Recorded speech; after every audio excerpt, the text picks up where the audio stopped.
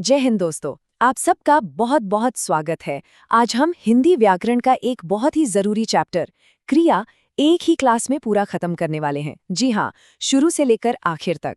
हमारा मकसद बस एक है कि इस सेशन के बाद एग्जाम में क्रिया से जुड़ा आपका एक भी सवाल गलत ना हो। चलिए शुरुआत ही एक ऐसे सवाल से करते हैं जो एग्जाम में अक्सर दिमाग घुमा देता है।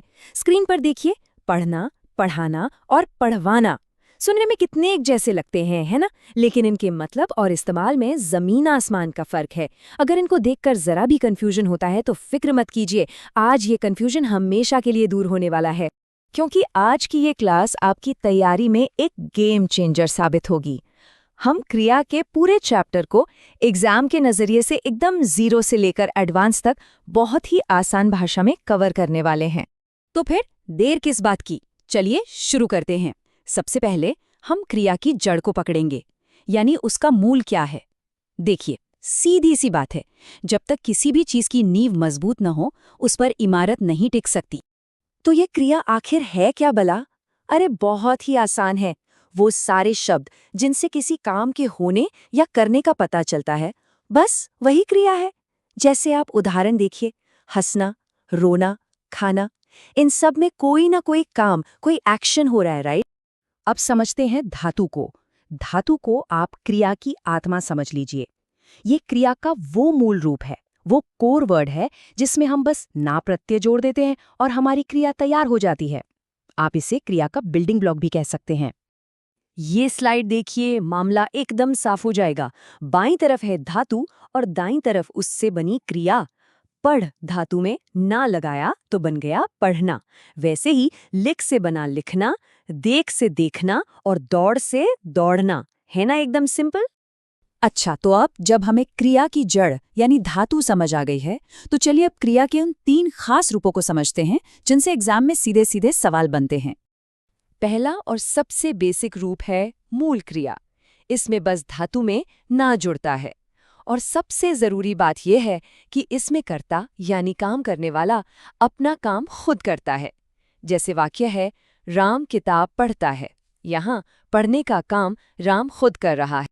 अब आगे बढ़ने से पहले ये 2 शब्द अपने दिमाग में एकदम फिट कर लीजिए, कर्ता और कर्म। कर्ता मतलब जो काम करे और कर्म मतलब जिस पर काम का असर हो।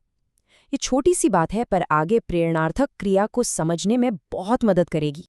और अब आता है वो टॉपिक जहां अक्सर लोग उलझते हैं, प्रेरणार्थक क्रिया। देखिए, इसके नाम में ही इसका मतलब छुपा है, प्रेरणा देना। मतलब यहाँ कर्ता खुद काम नहीं करता, बल्कि किसी और को काम करने के लिए प्रेरित करता है, मतलब कि उससे काम करवाता है।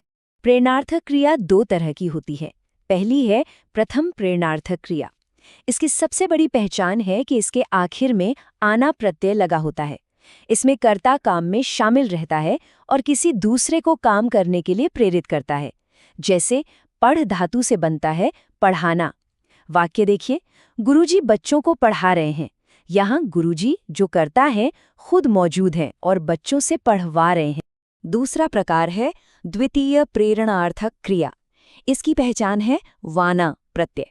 अब यहाँ ध्यान दीजिएगा, इसमें कर्ता खुद काम नहीं करता और न ही सीधे तौर पर शामिल होता है, बल्कि किसी और से काम करवाता है।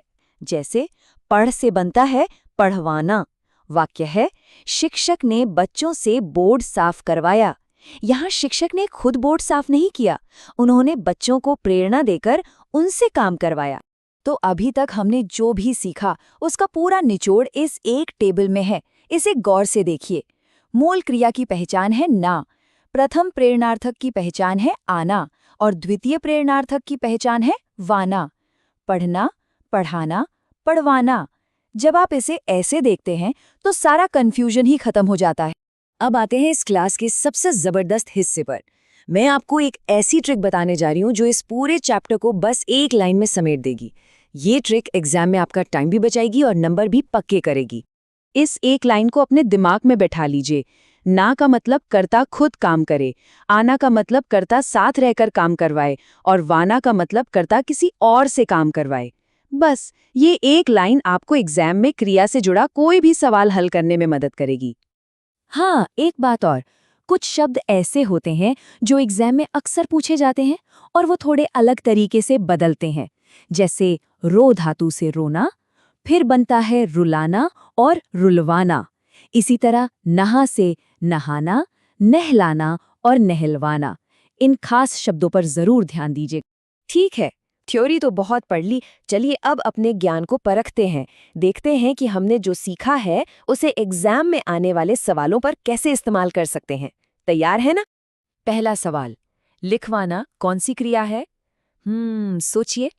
इसके आखिर में क्या है? वाना। और हमारी ट्रिक क्या कहती है? वाना मतलब किसी और से करवाना। तो सही जवाब हुआ द्वितीय प्रेरणार्थक क्रिया। बिल्कुल सही। अगला सवाल, दिखाना शब्द में कौन सा प्रत्यय है? अरे ये तो और भी आसान है। शब्द के आखिर में देखिए, आना। तो हमारा जवाब है आना, जो इसे प्रथम प्रेरणार्थक क्रिया बनाता है।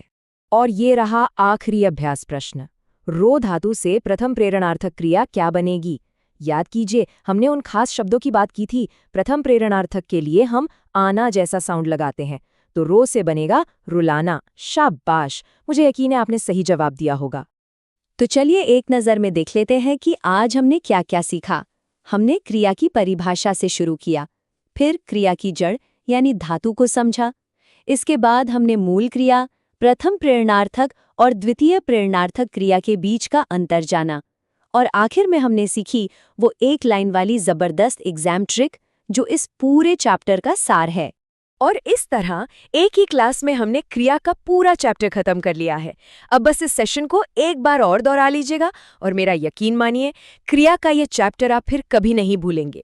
सीखते रहिए और हम अगली बार मिलेंगे। जय हिंद।